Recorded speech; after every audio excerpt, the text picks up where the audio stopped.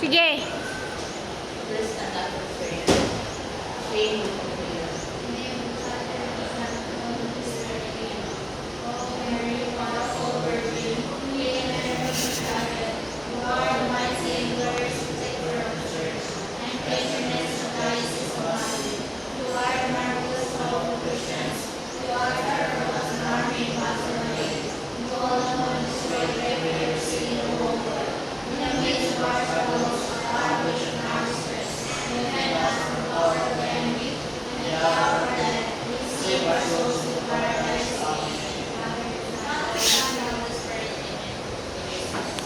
So, good morning.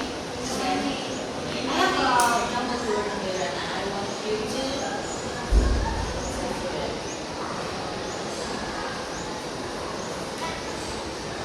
okay. Shane. Messenger, Facebook.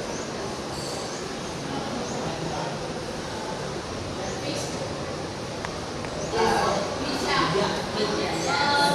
And it's Facebook, media, and messenger. This media objectives. By the end of the lesson, students should be able to identify the risk of social media platforms on their use, analyze the impact of social media communications, which is related to mental health, prevent responsible social media habits. Social refers to interactions, relationships, and connections between individuals or group in society. So, di ba kung naman ginagawa mo gamit ang social media? Even pag sa school tawag ng mga nag-open na tayo sa cellphone, mag-open ng mga social media apps, o diba? Always have a big amount of social media sa communication. Okay. For example, na natay kami sa lecture or mga OFW, mga parents, kasi yung parents, diba, ang social media ng mga nila. Sa una pa naman, ang gamit, diba, mag-send message kayo, letter. Ilang mga buwan ng ako, dapat pa na nila, buwan or years ng mga ako, before pagawad ang message, diba?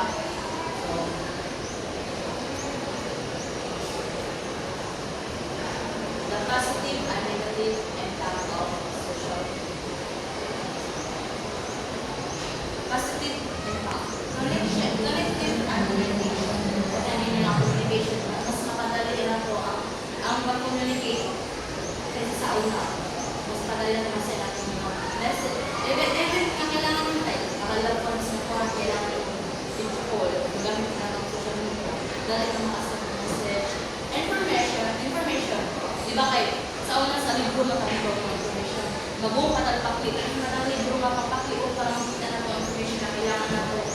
Pero parang sa mga internet, i-research nyo sa social media. Ikaw sa mga platform sa social media, platform sa social media, mga dapat pang mga information na kailangan po sa politics, sa business, mga information, kailangan po mga information.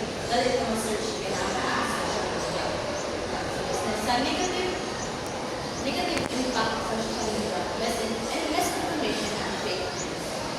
Especially sa mga balita, sa mga, kasi karamihan na muna sa mga celebrity, post, organization, scandal, situan, pero in real life, wala ay.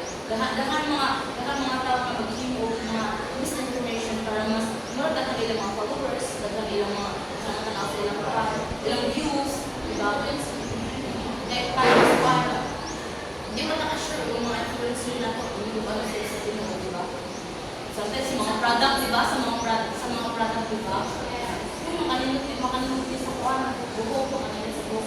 Pero sa mga products, sa mga products, di ba?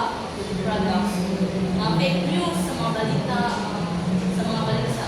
sa social media, yung mga page, mga balita, sure ka, mga tinuod na, para mas sure na ito mga tinuod ang mga information na ato ma-research kung kinsa nilikan, ano ba nila na nilikan, sa nilikan, kasi nagkuhan. Yes. Sa Marcus Book na istorya ng mga abili yung gusto ka na ang kapag na yung istorya sa chika sa kapasuan,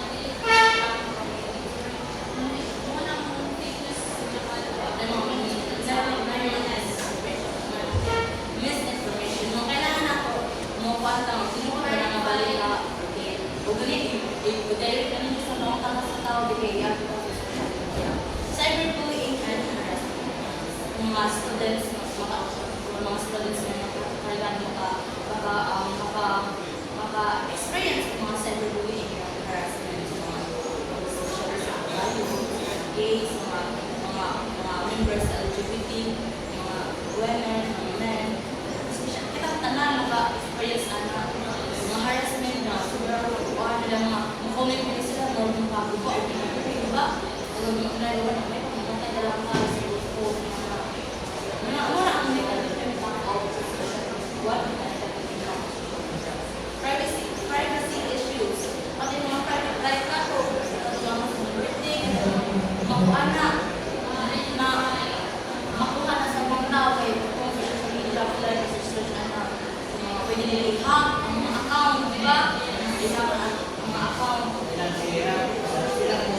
For example, sa account ng different account, dahil siya hindi pa naman Tagalog, hindi pa